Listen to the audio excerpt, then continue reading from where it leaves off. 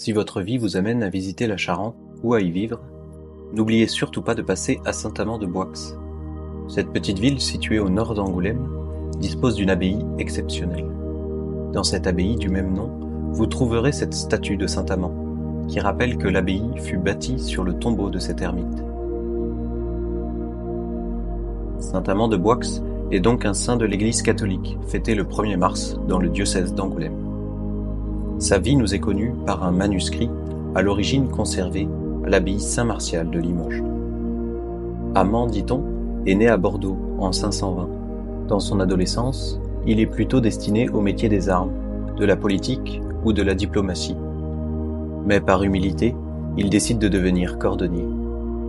Après le décès de ses parents, il prend la décision de partir évangéliser la Galice, en Hispanie.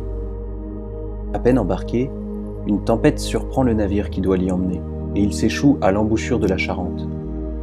Persuadé que Dieu parle à travers ce changement de route, il erre quelque temps dans la région de Saintes, et y vit en ermite, pratiquant le jeûne, la prière, des veilles et des pénitences. Entendant parler de Saint Cybard et de ses miracles, il décide de le rejoindre dans sa grotte située au pied des remparts de la ville d'Angoulême.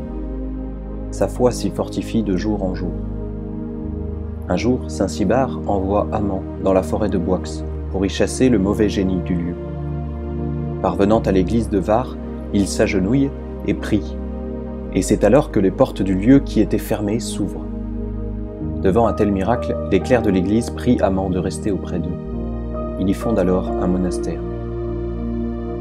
Puis, après quelque temps, il repart en direction de la Boixe, lieu désert et inhospitalier, mais qui fut autrefois habité. Lieu grouillant, dit-on, de bêtes sauvages et de serpents. Arrivé sur les lieux, Amand jeûne et prie longuement. Mordu par un serpent au talon, Amand est guéri par sa propre salive, qu'il applique sur la plaie. Suite à cette guérison, il continue de prier et arrive à rendre l'endroit salubre et saint. Ensuite, il prit le temps de creuser un puits pour y puiser de l'eau. Il y place à l'entrée une grosse pierre qu'il dispose ici presque miraculeusement. Parfois, il s'enferme 2 ou 3 jours sans manger et sans boire, dans une fosse très profonde de l'oratoire. Quand il désire se recueillir à l'abbaye de Saint-Cybard, à Angoulême, il s'y rend les pieds entravés de chaînes, par pénitence.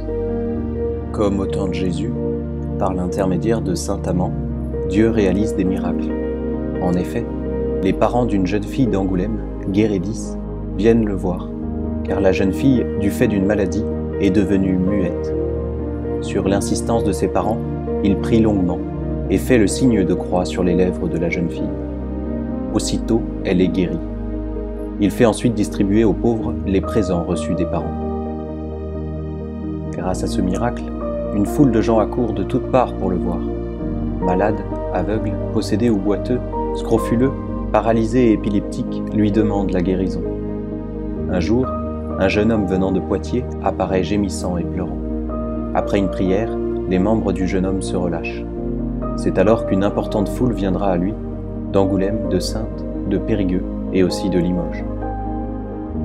Le jour de l'épiphanie du Seigneur, devant une grande foule, un signe aussi prodigieux se réalisera.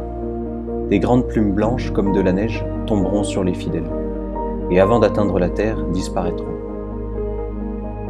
Enfin, sentant sa mort approcher, Amand persévère dans la prière, l'éveil et les privations.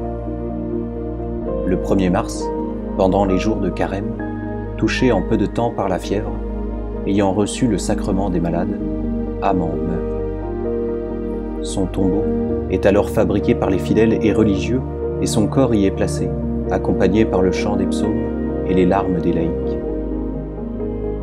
Après les funérailles, autour de son tombeau, plusieurs miracles auront lieu.